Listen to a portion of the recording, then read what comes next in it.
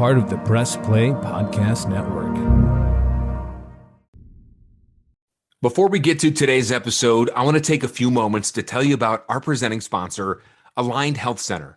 Aligned Health Center is the first chiropractic biophysics clinic in Northern Ohio serving patients in Westlake. The team at Aligned Health Center helps patients with back pain, neck pain, migraines, ADHD, digestive issues, sleep disturbance, whiplash, scoliosis, and much more. The mission at Aligned Health Center is simple: to help people in the Westlake and Beechwood areas achieve the best possible health and overall wellness. They know what it's like to have constant neck and back pain. It's no fun, and they are here to help. And as a special offer for Cavs on the Break listeners, Aligned Health Center is offering a free exam to our incredible fans. That's right, you heard us correctly, a free exam at no cost just for you. Call Aligned Health Center at 440-230-6865 or visit their website at alignedhealthcenters.com to make an appointment and to learn more about how Aligned Health Center can help you. Mention Cavs at checkout to receive the free offer. Again, that's 440-230-6865 or visit alignedhealthcenters.com. Now let's get to the show.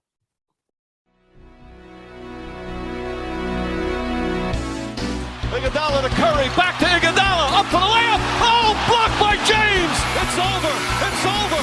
Cleveland is a city of champions once again. The Cavaliers are NBA champions.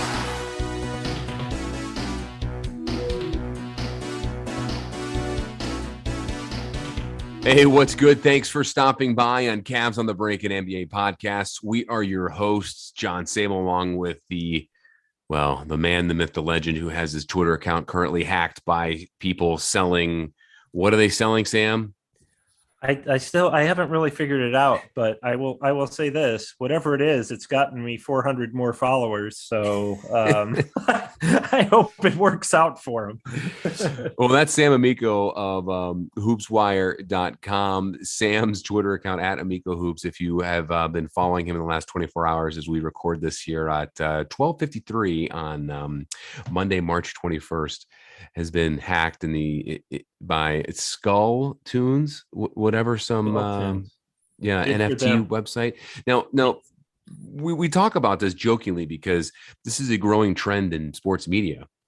Here locally in Cleveland, Daryl Ryder of The Fan had his account hacked, and then nationally, ESPN baseball writer Jeff Passan had his account hacked by the same people, and that was during the whole lockout resolution. And just talk about bad timing for him. The biggest, story of Jeff Passan's career happens and his account gets hacked. So if you look at Amico Hoops Twitter, hopefully by the time you're listening to this, it has been resolved. Hopefully. I'm so used to looking at your avatar of your handsome face there, Sam, and now I'm looking at a cartoon skull with the baseball hat on. I might keep that. I might keep the cartoon skull once it gets resolved. The funny thing is, you mentioned Daryl Ryder from The Fan, and he texted me. He was the one who kind of alerted me and said, "Hey, your account's been compromised and hacked." And he said, the same people who got me got you. And I said, "Oh, this happened to you?" And he said, "Yeah, it was the same people." And then it took Twitter about 12 hours before he finally got the account back. And then he said, and then when I did, I had to go in and delete all their tweets, which took like an hour. So, I mean, I've got some work cut out for me here, but I look at it like, people could probably use a break from my voice. This would probably be a nice little change for them on Twitter. I don't know, man. This cartoon skull with a hat, it looks pretty cool, but I'm kind of missing seeing old Sam Amico's face there. I wonder if the cartoon hat or the cartoon skull with the hat picks up chicks. Maybe picks up skull chicks. It could be. Yeah. Maybe that account is going to be the next big hacking account. Well, Bill Gates got hacked too. I don't know about them, but I feel like I'm in, some serious celebrity company here. Wow. So I'm kind of glad it happened. Bill Gates, Daryl Ryder, and Jeff Passan. That's incredible. That's pretty good company there. Yes. Well, you are listening to Cavs on the Break NBA podcast. John Sam along with Hoops Wire's Sam Amico. When his account is not hacked, you can follow Sam at Amico Hoops. Read all NBA, all Cavaliers news, breaking news, game recaps, rumor mill, you name it, at hoopswire.com. You can follow the pod at Cavs on the Break. And you can follow my Twitter at John_Sabol. And Sam, we got a lot to get to here. As we record this, the Cavs coming off a nice come from behind win now 2 nights ago against Detroit. And now tonight, as we record this early in the morning on Monday, they get ready to face the Los Angeles Lakers at the Fieldhouse. So, you know, it's funny because LeBron 2 nights ago, or I should say, Saturday night, passed Karl Malone on the all-time scoring list. I thought he could have maybe sat out that game and then maybe play in this coming up game here and maybe pass it in Cleveland, but that clearly didn't happen, Sam. And now all of a sudden he's questionable for this game with what? Yeah, knee soreness. What's going on with that? His knee's been bothering him. If you remember, it was, I think, pretty shortly after the All-Star break, he missed a couple games. Well, he had that huge scoring game against the Warriors. And then the very next game, he had to sit out with knee soreness. I can't remember whether he missed 1 or 2, but that's been lingering apparently. And he was almost like a game time decision against the Wizards on Saturday. And he played and they blew a huge lead and lost. And that's kind of been the story of their season. So, I just checked the 12:30 a.m. official NBA injury report, which lists him as questionable. So I'd be surprised if he doesn't play in Cleveland as one game in Cleveland since he's been traded, All-Star game. Since free, but I just don't. I would be surprised if he misses an opportunity to miss a game against Cavs in Cleveland, because he did play through it the other night. So I'm guessing that the Lakers are probably just trying to keep the Cavs guessing as to whether or not he'll play. Well, I mean, if you think about it, we talked about this briefly before we started record. LeBron probably knows his team's going to get, rolled pretty easily. They very well could get beat. Yeah. Cavs are a 6-point favorite, by the way. Who would have thought that, though? Let's rewind a little bit here. 2 years ago, Cavs and Lakers in Cleveland. Did you ever think the Cavs would be favored in a game against them? I didn't think so 4 months ago, only because not because I didn't believe that the Cavs would continue this streak, but I just wondered if the Lakers would continue to be so bad, and they have been so underwhelming, and that to me is a huge surprise. Yeah, and we're going to talk about playoff push here for the Cavaliers here briefly, what they can do here coming up. We'll talk about that. A couple, Sam, a few points I do want to talk and get your opinions on has been the Cavs play over the last 2 games, because they've rattled off 2 straight wins after losing to Philadelphia the day before St. Patrick's Day. They've since came back and won in 2 convincingly, well, I shouldn't say convincingly, but 2 games they're trailing and came back and won in overtime against Denver and then against Detroit on a nice back-to-back. I thought going into that Detroit game, it could be the old-fashioned, back end of a back-to-back trap game, if you will, because you're home, yes, but you're playing a hard-fought game against Denver. It goes into overtime, and then all of a sudden you're going to come out flat. Well, they did come out flat, but then they picked it up in the second half and eventually beat the Pistons. What did that outcome, in your opinion, show to you about where this team is at right now, this late in the year? Well, I think I wrote in my column after the Denver game that, in fact, I'm sure I did, that even though it's the lowly Detroit Pistons coming to town, that is the kind of game that young teams tend to lose, because what you just said, they played a really hard-fought game the night before that they won in overtime against one of the top teams in the Western Conference, and then you've got to turn around less than 24 hours later and play a team. The Pistons are always up for the Cavs because the Cavs are the Pistons championship. That's all they have this year. If we can beat this other young team, then, that'll show us something about ourselves. And they came out, they played super hard. You could tell the Cavs had tired legs, and they deserve a lot of credit for fighting through. That's kind of been the story of their season, is as soon as somebody starts to count them out some way, shape, or form,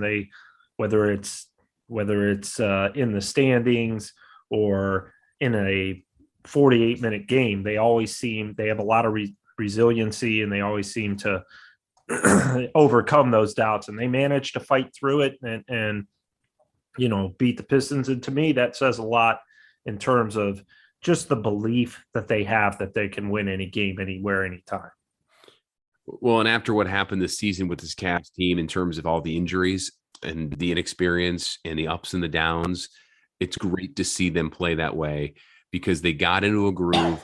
The chemistry has been there all season, but you got to see that no give up attitude. The one little play or one little, extra hustle goes a long way. JB Biggerstaff has been saying that a lot during these ruts, that, they can't get away from their identity of obviously the out hustling people, their intensity, but also defensively. And when they fall into a rut and then they eventually get back out of it just by one little play like that, it sparks them, and they've been able to keep that momentum up. And that's impressive to me, I think so, especially in this young team. And they've been able to do that now. I think they're becoming more aware of it. Would you not agree? Yeah, for sure. And the great thing is, as they win more of these games this way, you can tell that their confidence is just getting sky high, because it's like, we're never out of it. We trailed the Denver Nuggets by 13 at halftime. We weren't playing well, and they fought and scratched and clawed and scrapped all their way back to get it to overtime. And I heard Karis LeVert say that this team never thinks it's out of it. They really have a never say die attitude. And I know all that's cliched stuff, but we're seeing all those cliches kind of come to life on the court. So, look, you just have to get through these next 11 games as best you can to position yourself for the playoffs. And hopefully Jared Allen will be back by then, and just take what you've done all this regular season and apply it to the playoffs. And, that it's just been, they really have been the story of the NBA this year. And I know that we're a little bit biased, but if you look around the league, maybe Memphis is a team that could be considered the story of the league as well. But in the Eastern Conference, sure, nobody expected this at all from the Cavs to be in this position, playing the way they're playing, in terms of not just winning games, but the way they're winning them. And the whole culture around the team has just been fantastic. It's been a great story to be able to write about. And obviously I've been doing this 20 years. This is probably one of the biggest surprises that I've ever seen in an NBA season, with a team coming expected to be terrible and really being just a team that refuses to go away when everybody's kept waiting for them to do just that. I can't think of a Cavs team, and even in both stints of LeBron and even in maybe in some of those late 80s, early 90s Cavs teams, I can't think of one Cavs team, since I've been around, Sam, that's obviously good for, that's one thing. Two, they kind of get stuck in a rut in a game where they get behind 10, 15, 20 points late, and then out of nowhere, they pull it out and they win. Yeah, I know there's some Cavs, Kyrie, LeBron games where they were just kind of going through the motions, and then they turned it on. This is different, because that was just more of being lazy. This is just kind of being young and dumb and not knowing what they're doing and not being aware of it. The Cavs were aware of it in those times. Yeah. And then they come out and they do it, and they've been doing it consistently.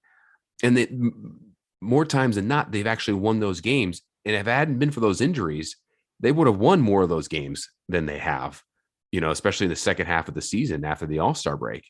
I mean, I can't think of a Cavs team that's been able to do this, which is impressive.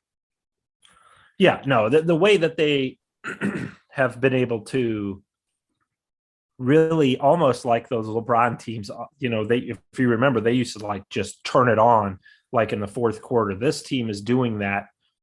Sometimes, JB Bickerstaff doesn't like it, but if they get a win's a win. And they do. I don't ever think they're going through the motions. I think you're right in the sense that their youth really comes shining through, and that's why they get down by 10 or 12 points in the first place. And then once they face desperation, they handle it so well in terms of not just defensively, but the way they start moving the ball, they start playing smarter. That really sets them apart, not just from other Cavs teams, but other teams throughout league history. Usually young teams, when they get down 10, 12 points, it's over. Yep. This team, they get down 10, 12 points, and that's typically when they start playing their best a lot. So it's been a very unique season in that sense. And the fact that they're able to pull it out, when they're down by that many points and then come back and win, it really says a lot in terms of this is a team that at some point isn't going to be down 10, 12 points. They're going to be leading the whole game. And once they grow up a little bit and just mature organically from experience, and I think we have to remember that if they can avoid injuries, their future is just so super bright. And I gotta highlight one guy here real quick during this quick 2-game win streak after that loss against Philly in this back-to-back wins here, and really for the entire month of March as he came back from injury. Lauri Markkanen is playing his best basketball since donning the wine and gold. He's having a tremendous month of March, and he's been instrumental in a lot of these games, even in losses this month. I think his defense against the Joker was pretty well. I mean, he did really well against him. I think in certain closing minutes there, if Mobley wasn't on him, and he was, I thought he did some pretty decent defense on him. And then he's obviously at 31 points that game, but he's averaging over 16 points a game this month. He's finally getting into a groove, and his, ankle may not be 100% healthy. He's getting through it. But he's finally producing offensively and a little defensively as well against some bigger matchups. And that's good to see when you don't have a Jared Allen. Absolutely. And he finally got comfortable, I think. He started to get comfortable and acclimated, because he got here and then he entered the health and safety protocol, if you remember correctly. I think it was like third, fourth week of the season. And then, after that, he started to get acclimated a little bit, but they had to deal with so many other things, injuries and players in and out of the protocols.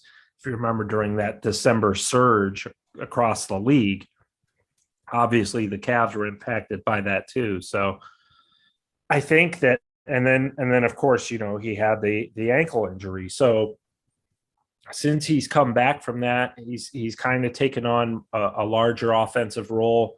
He's been able to get more shots because more of the focus has been on Mobley and Garland. It's created openings for him. He's starting to knock down those shots. And when you start doing that, that just builds your confidence for every time you shoot, you think it's going to go in. So, between, obviously we know what Mobley has been fantastic, but really Markkanen's kind of rise here after the All-Star break has been really a big reason they've been able to stay afloat and stay in that 6th spot, just because they've needed that extra offensive production from him, especially if Kevin Love is kind of, you never know what you're going to get from him one game to the next, and that's okay because he's coming off the bench now. But you need that stability at that position from Markkanen. You need that consistency. Well, you do, especially when it comes to shooting, because Markkanen, now that he's getting comfortable, his shots starting to fall. The Cavs at times can be a very streaky team when shooting. Look at Love, even though he's been fantastic of late as well. But, Chetty and Karis LeVert can be streaky at times too when he's playing. And this is a guy who's still not 100%, and he's still trying to find himself in terms of chemistry with this team. just a lot of odd and ends pieces and bad timing at the worst time, really heading into the final month of the year, really. But, hey, when you look at this team right now, as they play these last 11 games, it's all about positioning themselves and getting healthy. You mentioned Jared Allen. I mean, what are the chances of him coming back between now and the end of the year? I guess, Chris Haynes of Yahoo Sports reported a few days ago that he elected not to do surgery and he could come back by the end of the month, or excuse me, by the end of the season, which would be middle of April potentially. But you don't even know, Sam, where he'll be at in terms of his finger. How much do you think the Cavs will rely on him if he's able to play once the playoffs start? Well, as you said, he's not getting surgery, so ideally that's going to benefit his ability to come back quicker. And the good news is it's his non-shooting hand, which also means it's his non-going up to block shots hand. And that's really where he has missed the most. Now he does nice things offensively, but he's an all-star because of his defense, his ability to alter shots, his ability to rebound, his ability to block shots, and just really make guards think twice about going in the lane and challenging. You have Mobley and Markanen in there. You throw in a third very talented 7-footer in Allen, and that just makes opposing offenses. We saw it earlier this year. That's where the Cavs' success came from, was, such a huge part of their defensive identity of people being afraid to shoot at the rim because there are 3 guys there who can block your shot. Allen's the best of them. So he's a guy who plays playoff style basketball in that sense all year long, because it's kind of that, usually playoff games are a little more slow. They're not as up tempo. And when you slow down the game, then size and physicality count for a lot more. And that's where Allen comes in. So yeah, absolutely. Just even if he's not 100%, his size alone and, his smarts in terms of knowing when to jump and block shots and knowing when to position himself for a rebound, those things are things that he'll bring that they're, it's only going to help their cause, obviously. All right, let's take a break here on Cavs on the Break NBA podcast on the Press Play Podcast Network. Coming up afterwards, I want to talk with Sam. I want to get his playoff Cavaliers position prediction. Say that 3 times fast. With 11 games to play and a lot of big games on the Eastern Conference slate here, and where the Cavs are currently sitting as we record this on the 21st of March, where Sam thinks they're going to go. I'll even throw my prediction in there as well. And we'll also highlight a few big games coming up for the Wine and Golds. But we'll talk about that and much more right after this. Stay with us. Looking for new insights on the Cleveland sports scene with a unique side of Cleveland sports history? Then you found the perfect podcast. I'm John Sabol. And I'm Scott Sabol, and we're hosts of the Sabol Brothers on the Baseline podcast, a podcast about Cleveland sports, but not your typical podcast about the land's sports teams. Join us as we embark on a journey of sharing a unique and historical side of Cleveland sports history with the help of some former Cleveland sports stars and other historical figures. All right here on the Sabol Brothers on the Baseline podcast, part of the Press Play Podcast Network. Hey everyone, this is Mike Voorhees. And I'm Brian Shaw. No, not the pitcher. We're the Guardians of the Land MLB podcast, formerly a Swing and a Tribe. Don't have time to watch 162 games of baseball?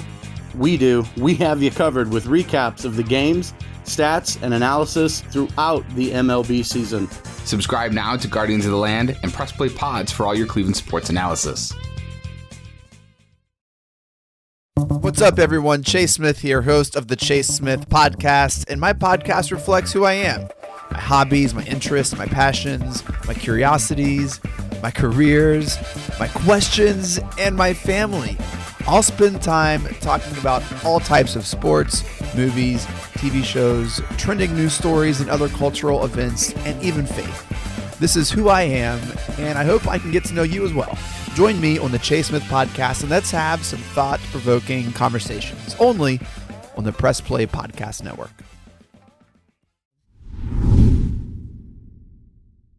Welcome back to Cavs on the Break, an NBA podcast right here on the Press Play Podcast Network. I'm John Sabol alongside Sam Amico of hoopswire.com. Cavaliers facing the Los Angeles Lakers tonight at the Fieldhouse in a stretch, Sam, where the Cavs have a final 11 games remaining. And as they enter the game tonight on the 21st, the Cavs are in a real interesting, tricky spot in the standings. They currently sit at the 6th position in the standings, which means that they fall out of that, they're going right into the play-in game, which just guess who's right behind them? The Toronto Raptors, which the Cavs will be playing here on Thursday. Cavs do own the tiebreaker, though. So, you know, you've got 11 games left, and a lot of those games, as I look here quickly, you only have, well, only 2 are against Western Conference teams, the Lakers and Mavericks. The rest, all Eastern Conference teams. And, you know, it's pretty balanced, really. You got some tough teams in there: Milwaukee, Brooklyn, Philly, Toronto, Chicago, and then a couple, you know, gimmies. Well, I'll call them cupcakes, as we used to say back in the day. You got Orlando twice, Atlanta, and the Knicks. Obviously, yes, there are no such things as cupcakes in the NBA, because some of those teams, like the Hawks and the Wizards, still trying to fight for a playoff spot. But still, a lot's going to change. Cavs are just 6 games back of the Heat. They're not catching Miami anymore. 3 games back, 3.5 games back of Philly and Boston for that 3rd and 4th spot. And the Raptors won tonight, so they're a game behind the Cavs. So there's going to be a lot of moving and shaking here at some point in time, probably from seeds 2 through 7, as it looks, because the Nets are 3 games back of Toronto. So a lot can change, and hopefully for the Cavs' sake, they don't change much, because that means they're going to fall out and go to the play-in game. Sam, the $66,000 question for you: what playoff position prediction are you giving the Cavs right now? I said 6th last week when I was talking to Chase and Jeremy, and I'm going to stick with that they'll finish 6th. I think they're a game behind Chicago as we're recording this. They're 1 game behind Chicago for 5th. Half a game right now.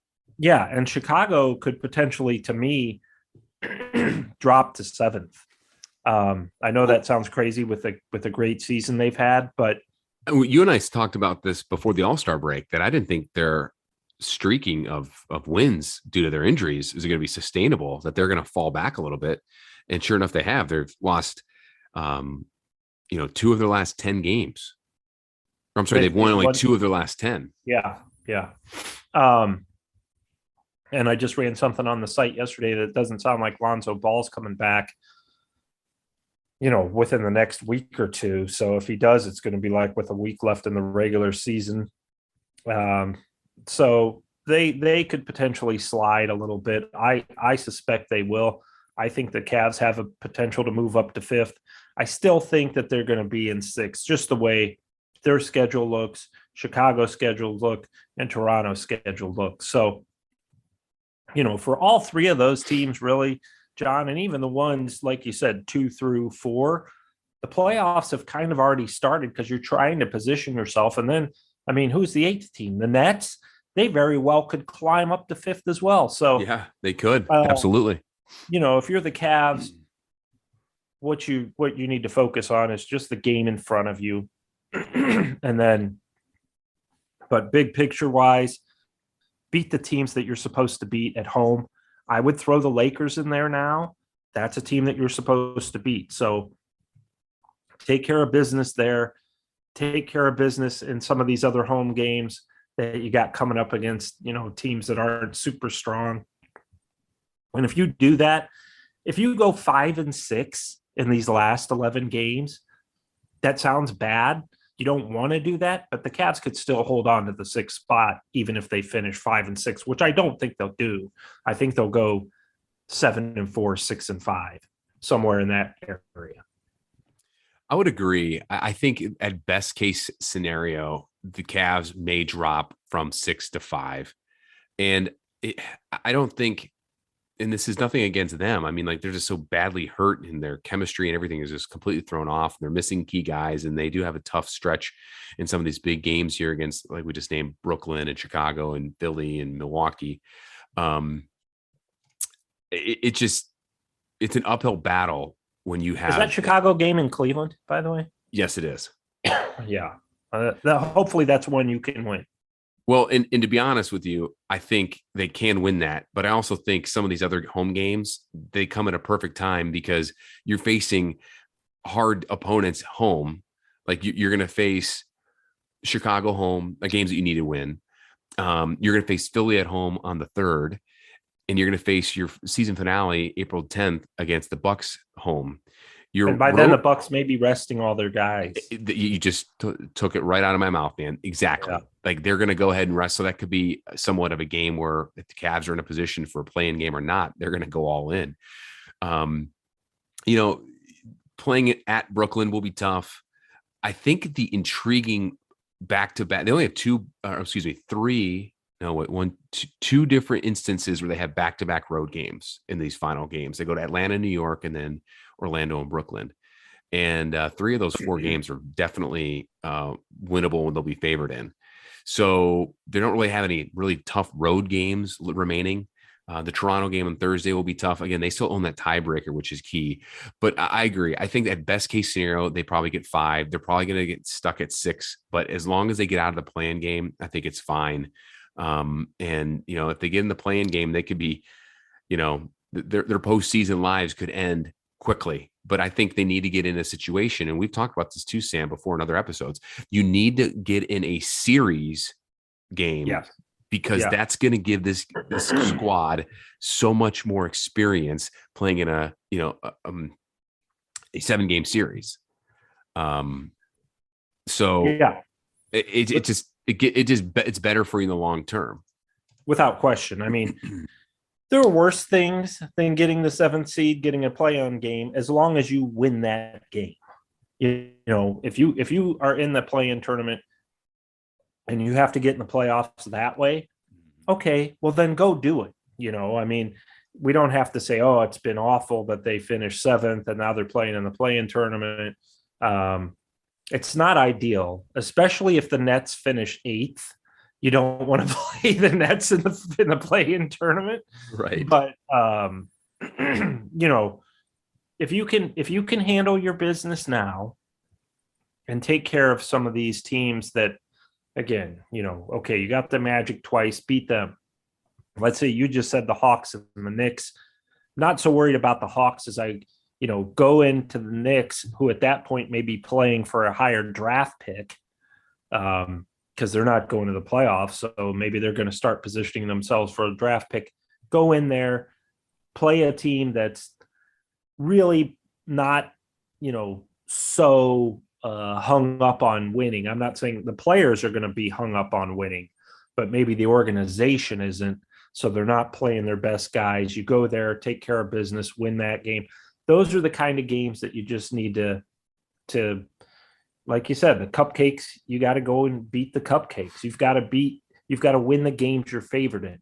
If they're playing that way, when you play Philly at home, and if you should lose to them again at home, it's not such a big deal. They don't match up with Philly very well. Philly's very experienced. Throw in James Harden. It's just not a good matchup for the Cavs. So especially with Allen out. Right. Without Jared Allen, going against Joel Embiid, that's tough. So, you want to make it so that you don't have to worry about those games. If you beat Philly, great. But if you don't feel like, oh man, we really needed that one. You don't want to go into those games against those quote unquote Eastern Conference powers, even though the Nets are in 8th. You don't want to have to go play them thinking we really need to beat the Nets because they're a lot better. We all know that, than the 8th seed with Kevin Durant back and healthy. So if you could take care of the other teams, I still feel pretty confident that they're going to be able to finish 6th. I don't suspect that they're going to win in Toronto. That's a tough place to go when you've already beaten them 3 times. It's always tough to sweep a team in the season series when you play them 4 times. So, that game is kind of a game that you would really like to have, because if you win that game and win some of these others, you're in 6th. You're in at least 6th, maybe climbing up to 5. You beat Chicago at home, you're probably going to be in 6th, maybe up to 5. So those are the games that you really want to get. And if you don't get those games, then you've got to be able to steal a game here or two, 1 or 2 games that nobody expects you to win. And that's tough to do. So the nice thing is we're having this conversation about the Cavaliers with less than a month to go in the regular season. Mm-hmm. Nobody thought they'd be here. And here they are, despite all the injuries, to key players. They had Garland out for a long time with a back thing, and now Allen. They've had Markanen out, they've had Mobley out, they've had Isaac Okoro out, and obviously losing Colin Sexton and Darius Garland. And then they trade Rubio, and they get Karis LeVert, who of course goes down with a bum ankle. But they've been able to withstand all that, and as long as they can continue to play the style of basketball they're playing right now, I think worst case scenario, 6 seed. They're not getting above 5, but you just, like you said, you don't want to have to play in that play-in tournament, then end up playing the Nets in the first game, and then then things get hairy there. But that's why these last 11 games, really, the playoffs truly have started. It's just all a matter of what position are we going to be. And this is where Kevin Love and Rajon Rondo come in key for them. I know Rondo's out right now with a knee injury. Is this what is listed as? Ankle injury. He hasn't played since Chicago, but still he's around the team. This is the situation they're in. And this is where Rondo, and if Rubio were still on the team, he would come in handy too. Rondo and Love being 2 veteran guys that have a plethora of playoff experience can get these young guys in that mindset that, hey, this 11 game stretch, this is our playoffs as well as our next playoffs. You treat these last 11 games almost like with that postseason mentality to kind of really, mature you quickly. And I think JB is going to have that maybe a mentality as well, that message to be sent. And I think you get you get that from Kevin Love and Rajon Rondo as well. Well, and I said that was one of the problems with last year's team, is they didn't have that veteran voice really. Love was hurt. And then they had JaVale McGee, who I thought was that veteran voice, and then they traded him away. And not that they were going anywhere last season, but I thought every team kind of needs that coach on the floor who's been through the wars. Yeah. And fortunately, like you said, this team has that. Kevin Love won a title. He played in 4 straight finals. Rajon Rondo's won a title with the Celtics and then the Lakers. He's played in a lot of big playoff games, so he knows. He's been around the legends of the game. He played with Kevin Garnett, Paul Pierce, Ray Allen. He's played with LeBron. He's played with, I'm sure I'm forgetting a few. He played obviously with Anthony Davis in both New Orleans and LA. So here's a guy who can say, look, I've been in these situations. I can't do it for you, Darius Garland or Evan Mobley, but I can tell you that watch out. They're going to let teams get a lot more physical with us. We got to fight back. They can just give those kind of whatever veteran advice. It's just like any other job that you're in. You always want a guy who's been around a little bit to be able to tell you, just based on experience, what should we expect here, and keep everything professional and say, we've got to ramp it up a little now because the season's getting a little more serious, like you said. So yeah. Without question, it helps having Kevin Love and Rondo there, especially Rondo. He's just more of a guy that's going to act as a coach on the floor than Love, but both of them very beneficial in situations such as this. And Rondo's done a number of helpful advice and tutoring and coaching to Darius Garland. Garland's been very outspoken about Rondo's impact to him as well. Hey, before we wrap this up, Sam, got it. One question for you as we look at this final stretch run here. Besides the obvious question, or obvious point rather, of injury and the other one of falling out of sixth and getting in the playing game, is there anything else that concerns you with this team, or concerns you with maybe their opponents that they're going to be playing? Maybe a trend of something that you see that they get stuck in playing? Is it something that you see a particular player you don't like, or anything like that? Is there any other concerns that you see that may not be obvious for our listeners or fans that are watching the game? No, I don't see anything that's daunting in terms of, boy, that's a big issue. It's really surprising because normally you could find one with every team. You could find one with the LeBron teams. I think this team, part of it is you just kind of accept they're a lot better than anybody said they were going to be. So they can't really do too much wrong. Right around the All-Star break, and they seem to have to clean it up a little bit, but right around the All-Star break, they were really fading defensively. Mobley had hit a rookie wall. We talked about that rookie wall. Yeah, and those things were a concern for the post All-Star break portion of the season, the most important part. But it's obviously Mobley has crashed through that wall. And their defense hasn't been as great as it was early on, but it's been good enough. It's been good in spurts. The only concern you would have is, hey, one of these days you're going to fall behind by 12 points and it's going to come back to bite you. And it has already a couple times. They lost up in Detroit, but no, there's nothing glaring about this team right now. I mean, if you're asking me today what I see about this team that really concerns me or bothers me, I'd have to say really nothing, because even when Allen's out or somebody gets hurt, they step it up. The one thing I think that I would like to see more of, just from a fan perspective, is to see Karis LeVert when I don't know that he's fully healthy yet, but I would like to see him be able to score more in the 15 to 20 point range. Man, you stole my thunder, dude, because that's exactly what I was going to say as my concern. Yeah, I think that's something that's why they went out and got him. And I don't think it's totally his fault. I think that he's still getting acclimated. I think as a coach, you're JB Bickerstaff, you have a guy like this who's capable of scoring, having a 40-point game. You're trying to figure out how to get him to fit with everything. I'll tell you this, he had 10 points against the Denver Nuggets. That was the best game I've seen that guy play.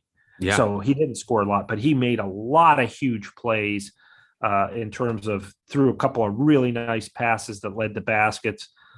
Did some great things defensively. So, even him scoring 15, 20 isn't a huge concern. It's just something that's why they went out and got him.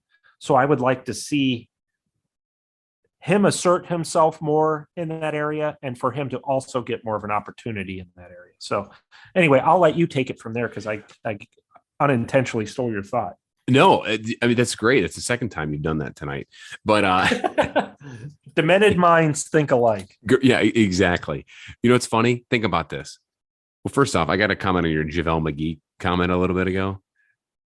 Doesn't that feel like that was 10 years ago already? Yeah, it really does. I mean, so much has changed. It's hard to believe that was just last season because basically the train was coming off the tracks last year when they traded him. I'm like, well, great. Now you're trading the one veteran voice that you have and the train's already coming off the tracks. And I was hard on them last year. Fans didn't like it. They're like, oh, Amico is so negative, but it's like, I'm not negative if they win. All right. They win. They're not winning. Sure. So I'm not going to blow smoke either, because that way, when they do win or when I do say nice things about them, then you can believe it. And you know what I mean? Now Miko's being too soft. Yeah. Well, I wasn't gonna just do the typical PR spin. I shouldn't say typical, but a lot of people will do that. And if the PR department wouldn't have put me on the payroll, then I would do it, but I'm not going to do it for free. There you go. You tell them, Sam. Well, that to me feels like it was like, 10 years ago. It Same sure thing does. with the Andre Drummond situation too, right? Talking about Karis LeVert, he is not 100% healthy. We all know that. He's still getting in the groove in terms of like feeling his way out through this lineup and chemistry. But I'd like to see him put up like you say, in the 15 to 20 point range. You know what's crazy, Sam? Karis LeVert's only played 8 games for the Cavs so far since getting traded. Well, and that's part of it. That's part of it for sure. Well, it's because he's been hurt, obviously, but it's also because he hasn't been able to get, in his groove. And really, ever since he got hurt and sprained his foot after the All-Star break, he's been on a minute restriction too. So he has been starting, which is the right thing to do, obviously, but he's only played 8 games. He started one, I think his first or second game, his debut against the Pacers when they went to Indiana, and he scored 22 to beat Indiana in Indiana. That was the only time he started, I think. And you know what's crazy about that, Sam? That game you're talking about with the Pacers? Mm-hmm. That is also, and you're right, he did start that game. That is the only game out of the 8 that he's played that he's scored over 20 points. The only game he scored above 15. Yeah. Well, I know part of that obviously is because he's coming back from an injury. Sure. He's also getting acclimated to coming off the bench. I don't think that he thought he was going to be coming off the bench when he got here, but I think he understands, and the Cavs have no choice right now. He's on the minutes restriction. They want to make sure that he's healthy for the playoffs, but they're going to have to make a decision with him. He's probably not going to be happy long-term coming off the bench. I don't think that's why he was excited to come here. And they're going to have to make a decision both this year. Are they going to put him in the starting lineup, take out Isaac Okoro? Because that's what they would do. Yeah. And how's Okoro going to – it's not a big deal. It's not going to be a huge drama. But that's something they're going to have to make a decision on. And then obviously in the offseason, you're going to have Okoro – LeVert and Sexton. Should they re-sign Colin Sexton, you're going to be going into training camp with 3 guys who think that they should be starting alongside the other fairly obvious other starters. Very obvious in Garland, Markanen, Mobley, and Allen. You're going to have 3 guys in LeVert, Sexton, and Okoro who are going to be battling for one starting spot in training camp. And then, theoretically, you're going to have to make a decision before the playoffs, whether LeVert's going to be starting, coming off the bench or whatever. And that's something you want to get figured out, because it's going to impact your future, the long-term future. It's not going to be a huge deal, but it will be something that you've got to get. Who are our 5 guys? And Okoro currently has having a pretty good month. He's deserved. He's proven. Yeah, he's coming along really nicely. Yeah, he sure is. And you know what, Sam? He's shooting the ball with more confidence. You can tell it too. Yeah. So that's only good signs going forward as this Cavs team continues to, find themselves, learn about themselves, and then go even further into next year in terms of Isaac Okoro's confidence in his offensive game. All right, that'll wrap it up here in this edition of Cavs on the Break NBA podcast. Thank you so much, listeners, for listening to us. Remember, you can find us on Apple and Spotify. Smash that subscribe button if you haven't already, so you can get notifications straight to your devices of when new episodes drop, including this one. You can read Sam Amico at hoopswire.com. Follow him at Amico Hoops on Twitter whenever he is not being hacked by Skulltunes NFT. Yeah, don't follow me on Twitter until March 23rd, when presumably this will all be cleaned up by then. We also want to say thanks so much to our sponsor, Aligned Health Centers, for giving us the support. We really appreciate it. Remember, check them out at alignedhealthcenters.com. And thanks and big shout out to the Press Play Podcast Network for making this episode possible for us and for all you guys out there listening to us. Sam, it's been real, buddy. We'll talk again soon, and hopefully get your Twitter all figured out. All right, man. I'll tweet at you the very minute it works, I'm sure. And when that happens, I'm going to miss seeing a skull cartoon as your avatar. Well, yeah, I might change it to my Facebook photo, but we'll talk about that next time. There we go. Thanks for listening, everyone. Have a great rest of your night. Congratulations, Cleveland. Your decades-long wait is finally over. The Cavaliers are NBA champions.